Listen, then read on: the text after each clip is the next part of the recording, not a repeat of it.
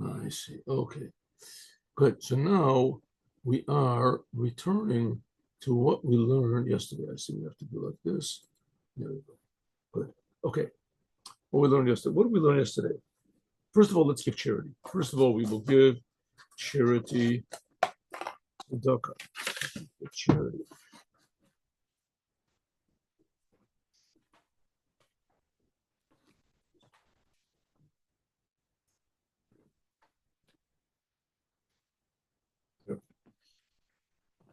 Charity box, charity.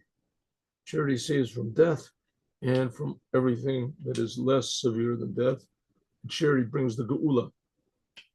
This money will be given to charity. All right. Now, let us continue. We learned yesterday about what exactly the land of Israel is. And now, in a place, just 1 second.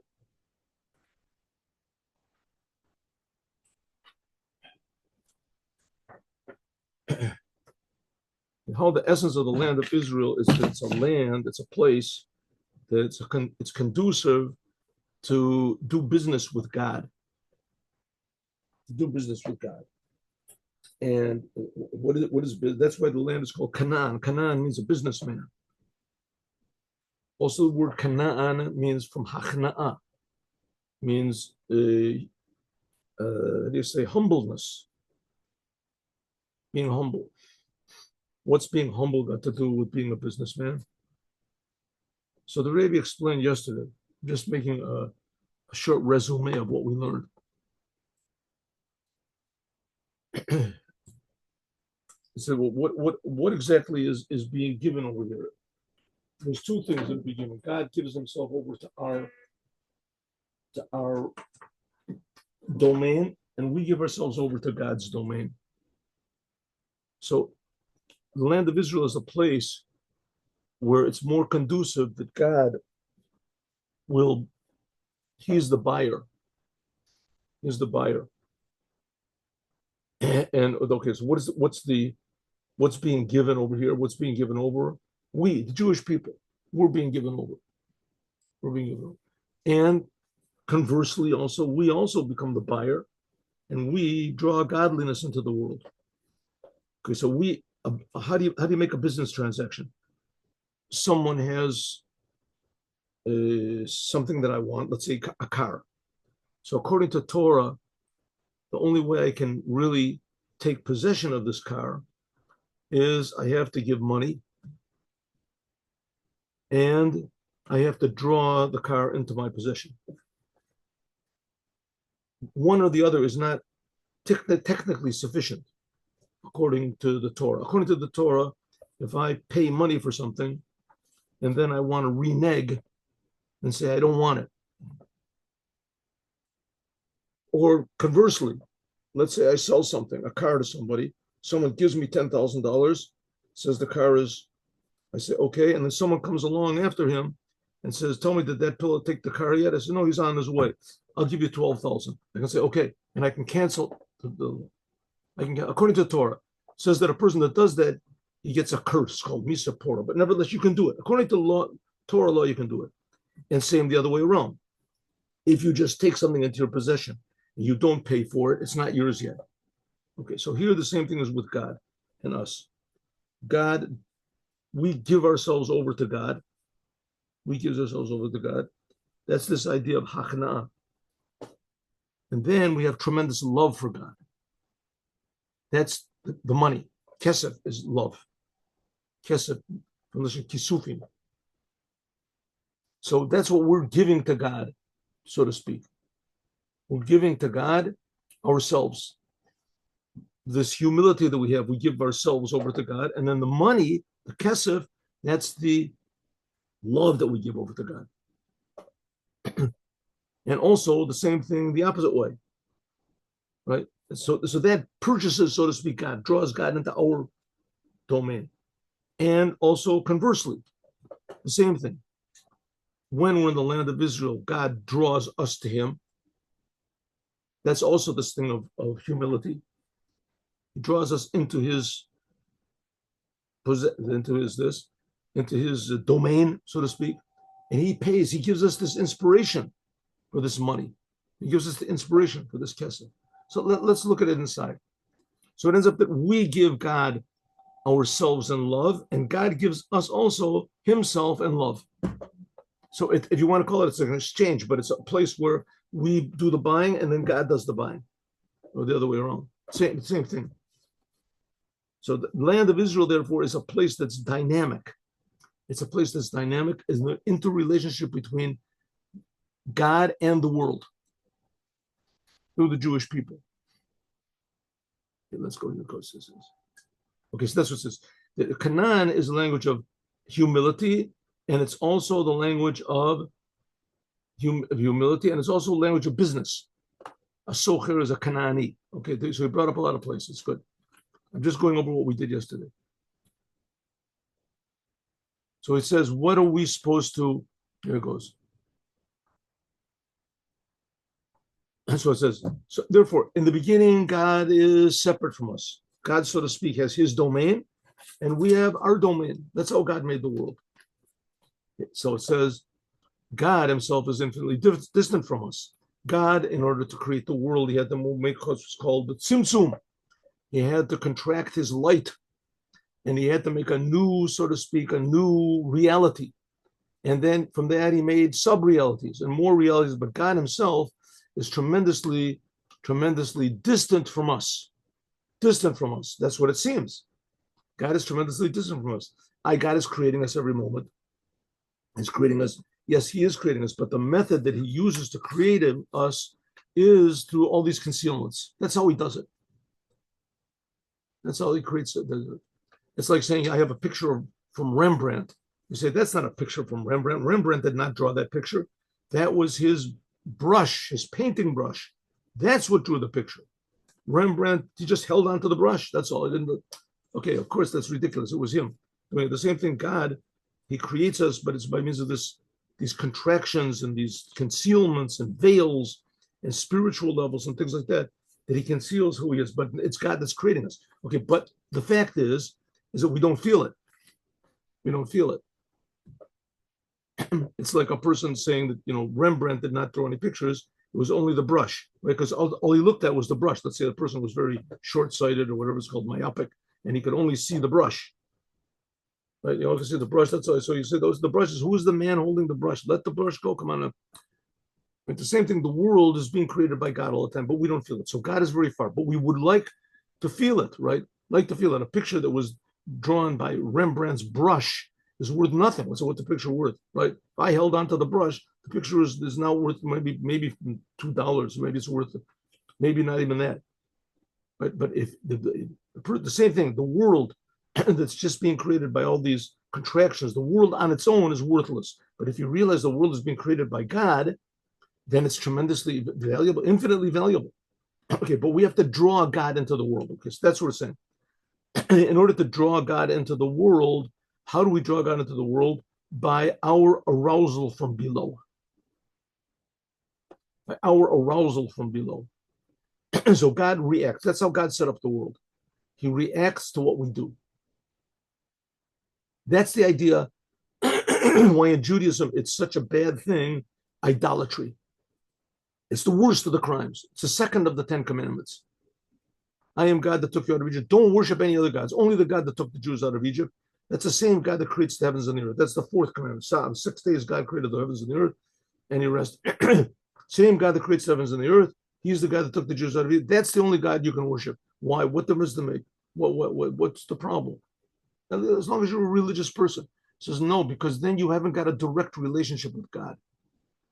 You're not getting excited about God. You get excited about the paintbrush. You get excited about the means, and you don't get excited about the pen and not the author.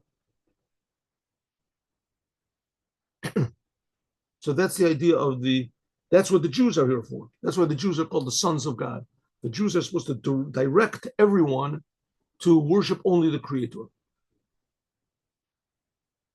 But when you do, you start to get excited. The excitement is that you feel suddenly, wow, I'm tremendously, appreciative of the Creator. And you come to love the Creator. And with this arousal from below, when you love the Creator because you've got all these reasons to love Him, then there's an arousal from above. Then God reacts. That's what we learned yesterday. Okay, so this is the idea of elevating ourselves from below to above. We are now in what's called the world of separation, and we elevate ourselves to God's unity. Unity. And then that starts the whole process off. That's all starts us off.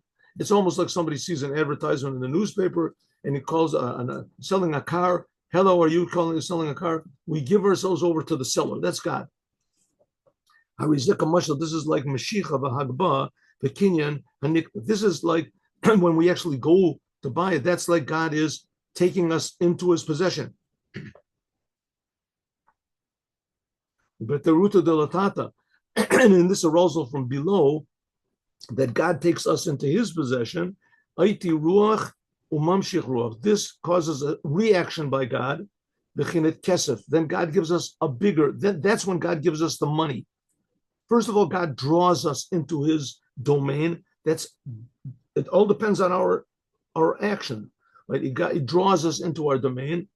That's called humility. That's one meaning of the land of Canaan, humility. We grow into God's domain, and then God gives us money. What's the money? Ahava Rabbah, tremendous love. Haba milamayla, that comes from above. So first of all, God draws us into His domain. That's by means of our humility. And then afterwards, God gives us money. What's the money? Kesef is love. A tremendous love that God gives us. Like there's two types of love. There's what's called, there's in the Zohar explains that there's 4 steps in serving God. We did this yesterday. Right? Fear, love, and fear. First of all, there's basic fear of God. That's when you start to feel that God is bigger than me, God is greater than me, God is creating me. That's the basic lower fear. Then there's the basic love. God is infinitely good. God is infinitely good. The first is fear. I am wrong. I can't trust myself. I can only trust the Creator. Every decision I make without the Creator is not going to be right. What I think is good is not necessarily good. I have to really, they say, control myself. Well, that's humility. I'm humble. I'm not the boss of the world. God is the boss. I am humbling myself to the boss, to the Creator of the universe, to the King. That's fear. After that is love. But God is infinitely good. God creates me. God creates everything. And then there's another type of love. Second type of love. That second type of love is a gift from above. Here we say, the first type of love, this is love which comes, loving God. This is a product of our intellect. Let me make this bigger here. That is a product of our intellect. Okay, again, we're not talking about spiritual stuff. We're not talking about Kabbalah. We're not talking about mysticism. We're talking about what reality is. What reality is. Is God really creating us? This is not religion, right? This is our belief, we're going to go to heaven afterwards. We're talking about what's happening right now. Right now. Is God really creating me right now or not? Right? Maybe not, maybe it's just nature, and then there's people that are religious. The Rebbe is trying to tell us that it's not so. The Rebbe is trying to tell us that God, in fact, is creating everything every single instant. He's creating time, He's creating space, He's creating an intellect, and He's creating everything for a reason.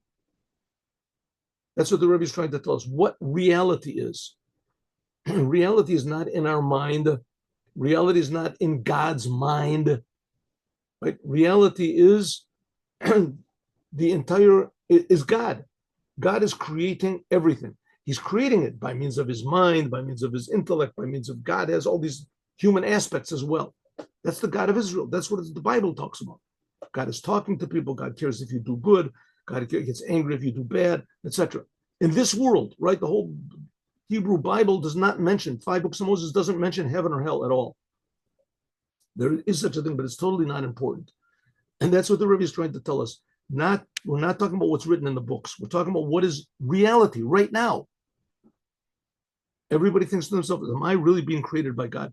When a person starts to think about this and he starts to contemplate that maybe reality is really being created by God, and God cares.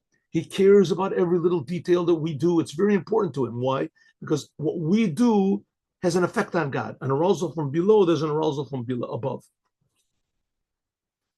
And so when we start thinking about, well, maybe God really does exist, maybe I should do something for him. And just a second, if he really does exist, he's creating me. That means he's really, really good. He's really good. That's the lower type of love. And then there's a higher type of love. What's the type of love? It says the first type of love is a product of your mind. You think, you contemplate. Hamid bonen. Look, and therefore it is limited. And it has a boundary. Kafi erech hasechel. According to your appreciation of God, so will be your love of God. That's the first type of love. And that comes and goes. That comes and goes.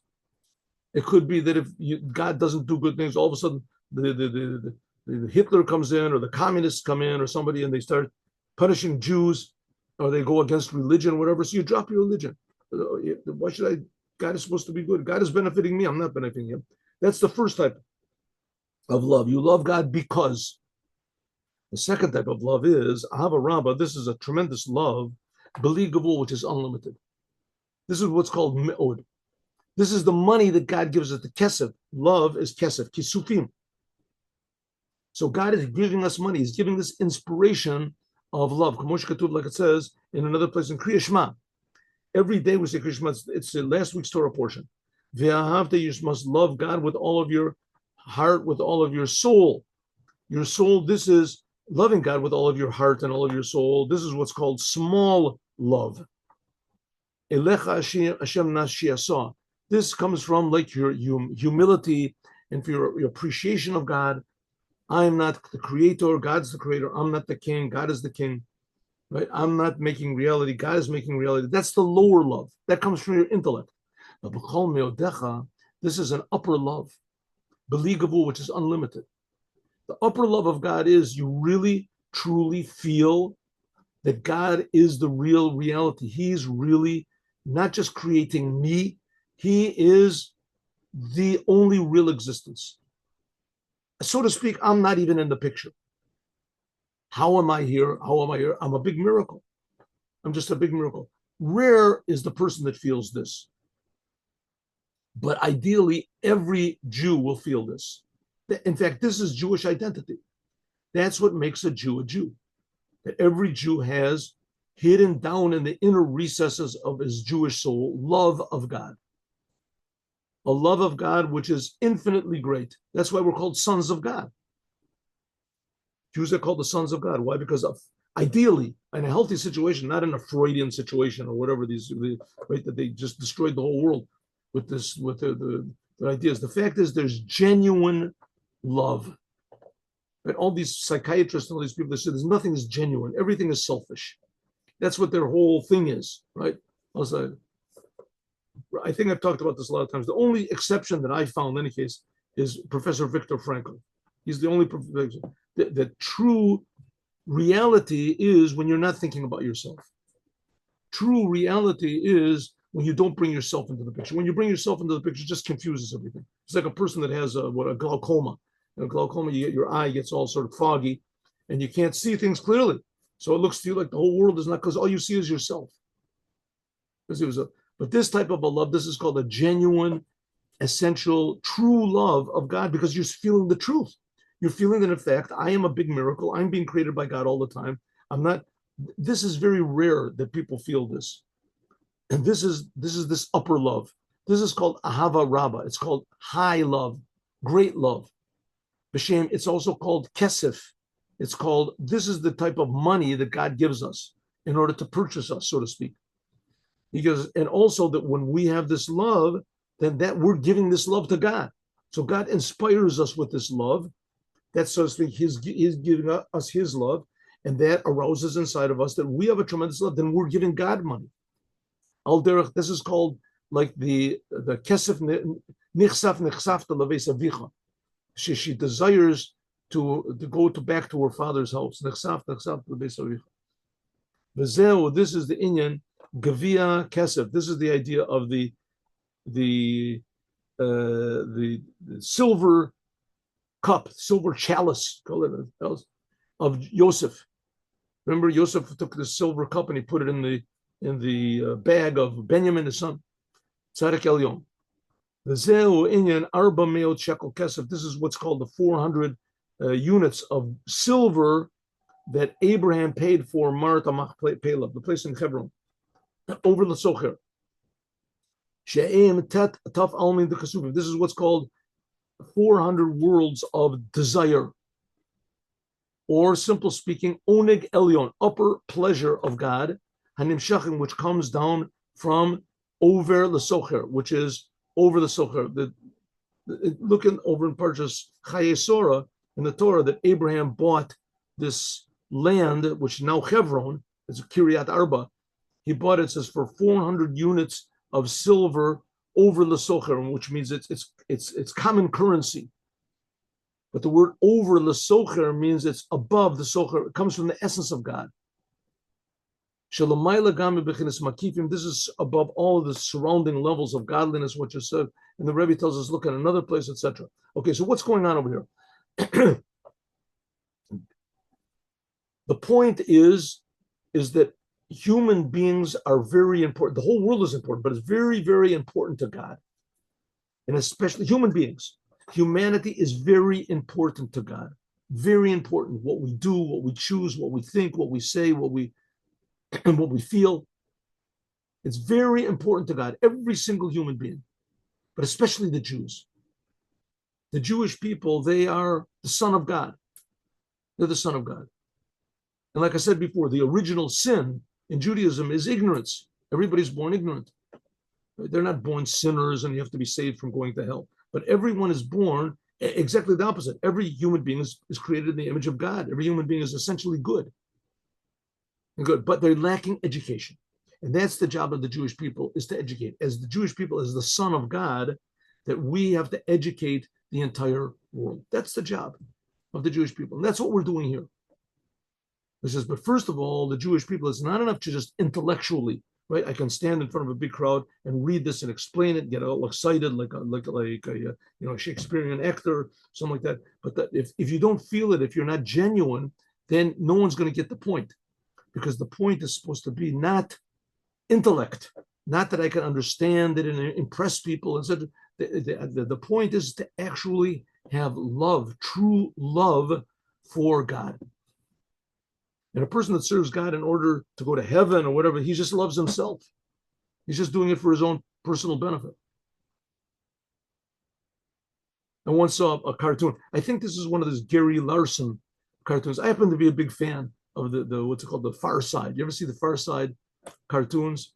I really like the Far Side cartoons. Anyway, so there was one of his Far Side cartoons where there's a rabbi and a priest and a Muslim cleric, imam, I guess they call, and they go up to heaven. Right? You see them, they're standing before the pearly gates of heaven and going up. And who's sitting there judging them? Thor. The god of the whatever is the Vikings or something, and they say, "Wow, it looks like we're really cooked," look like. And what's going on? That's what we're doing for ourselves. We're really just caring about, who's going to be the boss. Is it going to be, which religion is the right one? What's going to get me into heaven? What's going to get me into heaven? So Judaism says it's not a topic. We're not even talking about going into heaven. We're not talking about going into heaven. But if you're interested really in knowing what's going on, the Maimonides says that a non-Jew that does the 7 Noahide commandments because they were commanded to Moses by God, he's got a place in the world to come. So the world to come, maybe that means in the raising of the dead. So he mentions it, he talks about it, because there is such a thing. But that's not the point. The point is, what do we do right now? How can we be genuine? Genuine. Says the Rebbe, that's the whole idea of Eretz Zavat Chalav Davash. That's the whole thing of the land of Israel. It's the land that is conducive to this business deal. That God gives us love, we give God love. God draws us into his domain, we draw God into our domain. That's what the land of Israel is called, the land of chalav udavash. It's called the land of milk and honey. It's talking about this upper love of God that he gives us. Chalav, milk.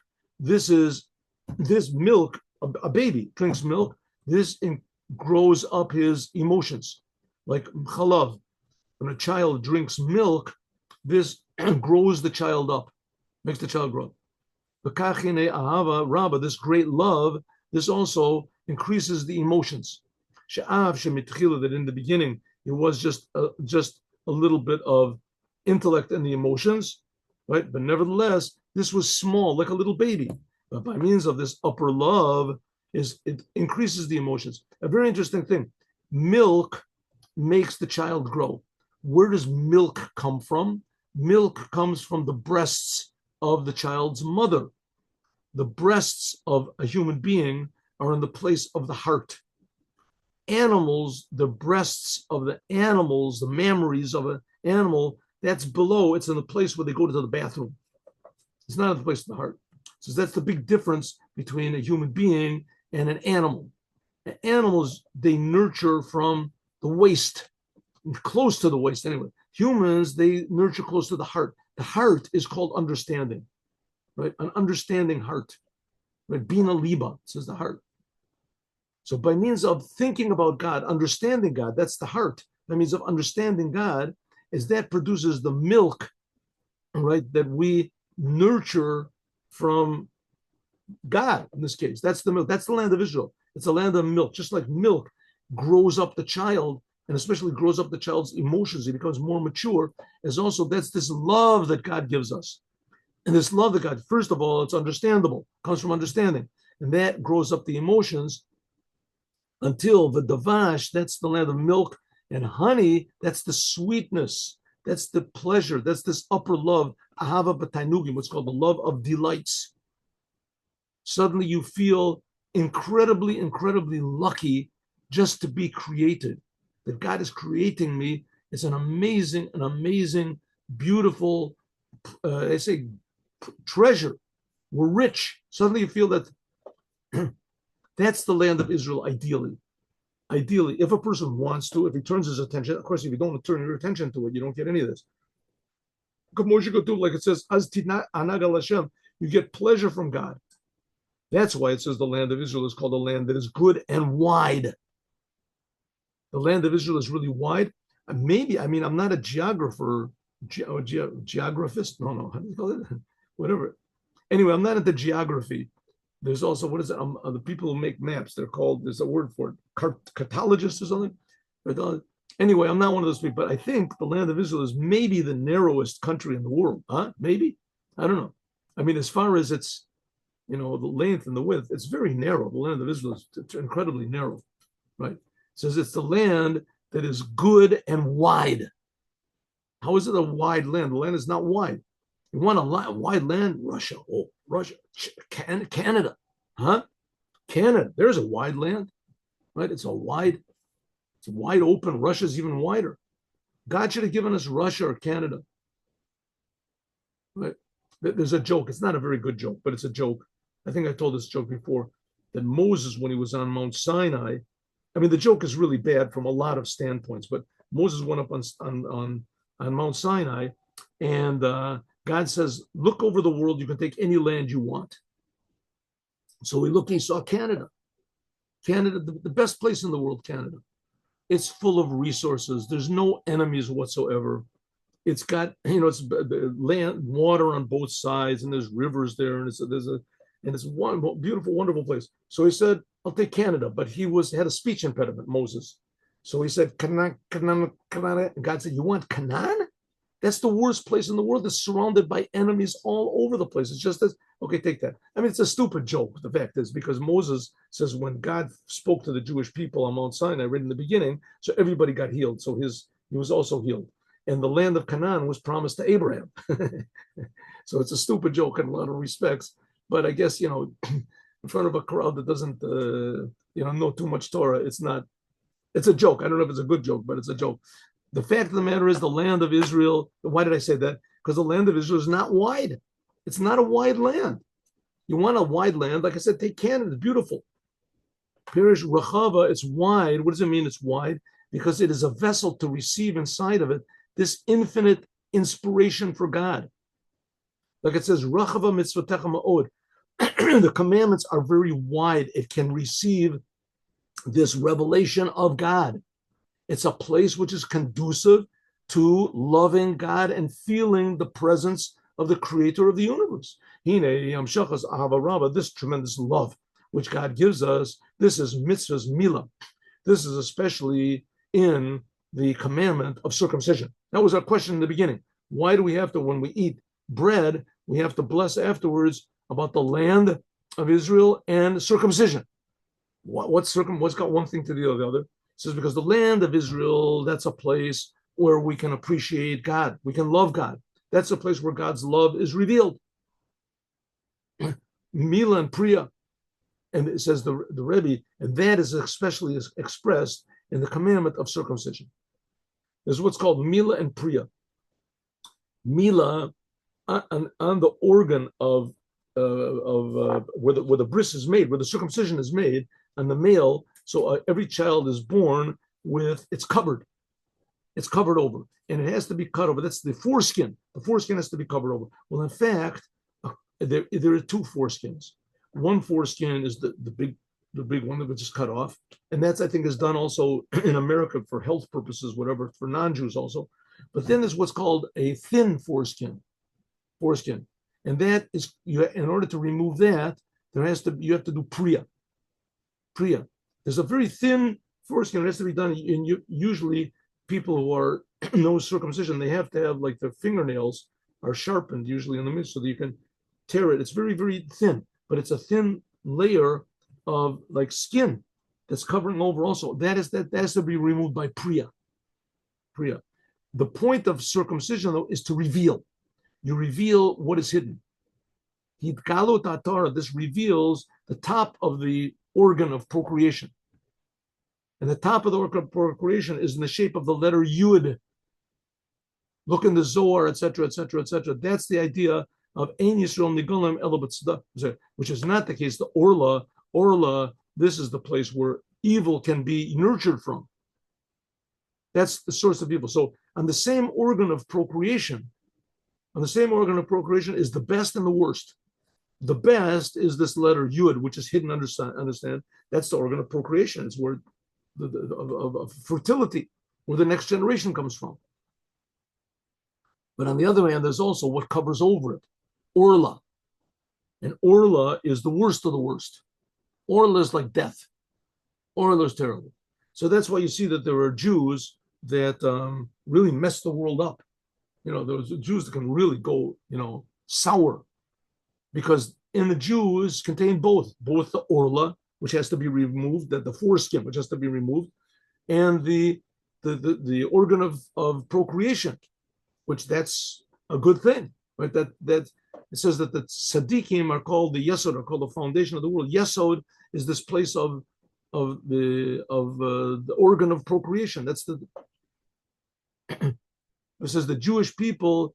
That's the idea of also giving charity. Charity also removes this foreskin, which is not the case. Orla, this is where all the evil forces of evil and selfishness and destruction come from, in the same organ. And that's exactly the same thing as the land of Israel. The land of Israel is the place where potentially can be revealed godliness in the whole world. It's like the organ of procreation. It's so to speak, God's organ of procreation that fertilizes the whole world, the land of Israel. This level is in the power of every Jew. It's given by Abraham. Abraham received this love of God, this connection to God, he connects God to the world. Just like the husband connects to his wife, there's an organ of procreation. That's what the Jewish people are. That's what the tzaddikim are. That's what Abraham began. That he began to fertilize the whole entire world, to put godliness into the world, this love. That's why it's called the land of Canaan spiritually. First of all, you have to have hachna. You have to have what's called humility and bittul, giving yourself over. Bring yourself over. And by means of giving yourself over, you put yourself into God's, God, so to speak, pulls you into his domain. By means of this, God takes a possession like a businessman. And therefore, the mitzvah of Milah is given also nowadays, in our days.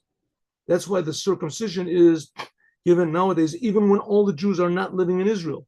And also the blessing that we make on the land of Israel is from the Torah.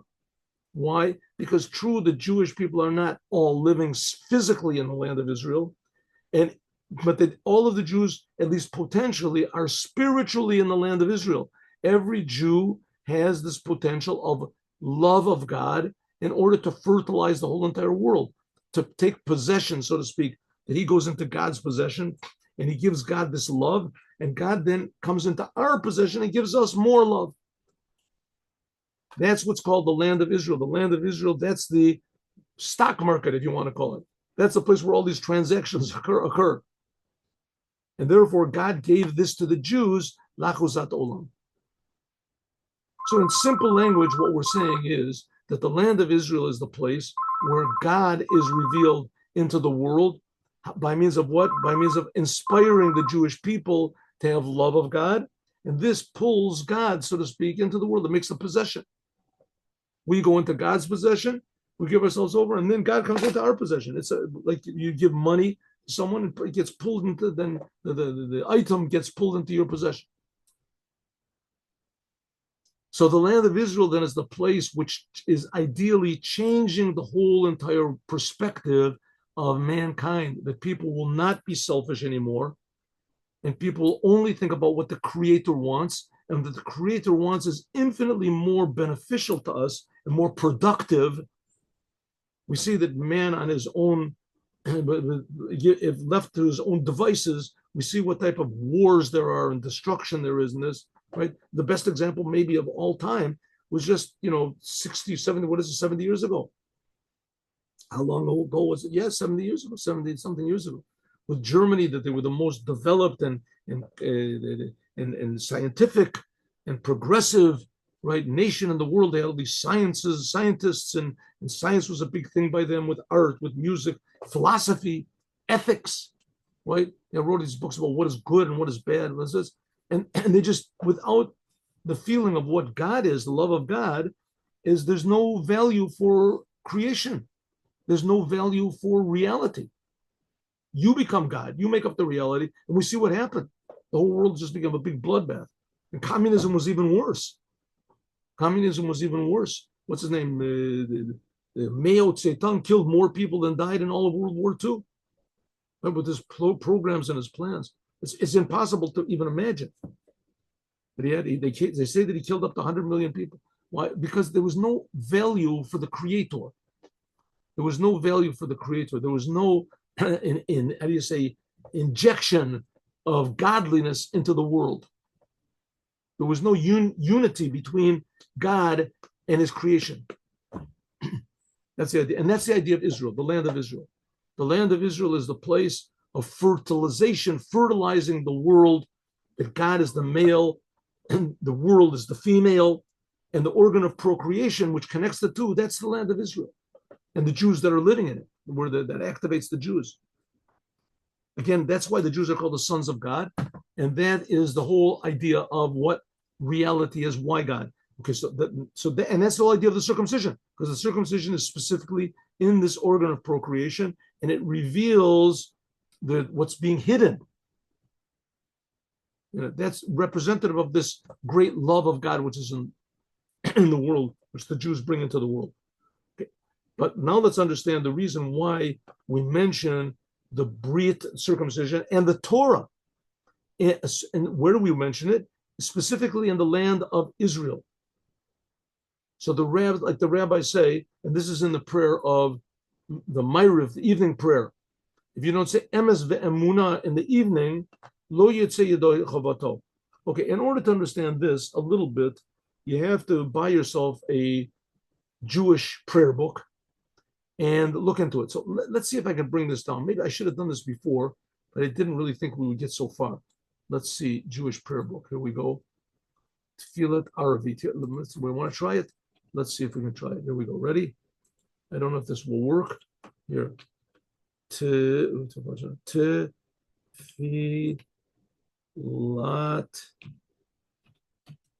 Arvit.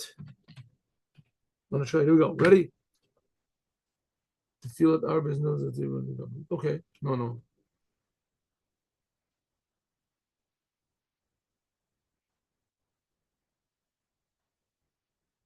Let's see if I can find 1 second. Doesn't make any difference. Sorry. Doesn't make any difference. There we go. So Ashkenaz. There's Ashkenaz. I'm familiar more with Chabad, but if we don't find it, it's basically the same thing. All right, good. Here we go. Let's go. It doesn't make any difference. Here we go. Ready? Eight and a Mizrach. Here. No, here we go. Nusach Ashkenaz. Here. Ready? I don't know if I got to. Here we go.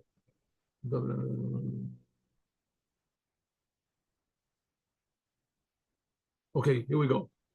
Here's the blessing, right? Very good. Okay. Let's make this bigger. Can we make it bigger? No, I can make it bigger like this. Here we go. Oh, it's not necessary. Here we go. Ready? So it says, Shema Yisrael. Shema Yisrael, Hashem Elokeinu, Hashem Echad, V'hayim Shemot Tishmu. This is Shema Yisrael. After we finish that, it says, Ve'emuna kol zot. We believe in all this. Let's go back to the Likuti Torah. Here it says, Ve'emet ve'emuna in Arvit, you have not filled your obligation. What is emet ve'emuna? Here we go. Here. But this is the end of Shema Yisrael, right? But tzitzit, it says, Ani Hashem Elokeichem, emet. Okay. It doesn't say emet here. Why? Oh, they say it twice. Isn't that interesting? I picked exactly the wrong one. Exactly the wrong one I picked. Yeah. Look at this. It's supposed to be Ani Hashem Elokeichem, emet, emuna. Look, I didn't know there was such a thing without this. And interesting. Okay, let's go back here. Let's go back. There has to be another one. We got exactly the wrong one. Nushach Ashkenaz. That's good. Ready? Let's go. That's why I said I should have gotten the Chabad. I didn't know there was. It didn't say emet. Here we go. Ready?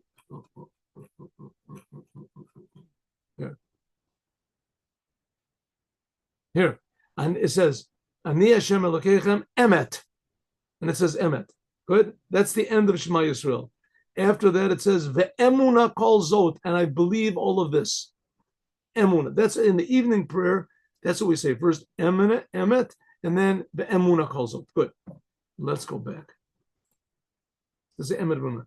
If you don't say emet, ve'emuna, in Arvit, you have not fulfilled your obligation. What is emet and what is emuna? Right? You say Shema Yisrael, you say Hashem Elokeichem, emet, and then you say ve'emuna. I believe all this. What's the difference between truth and faith? What's the difference between the two? This and much more we will learn tomorrow. Now let's go to okay, here we go.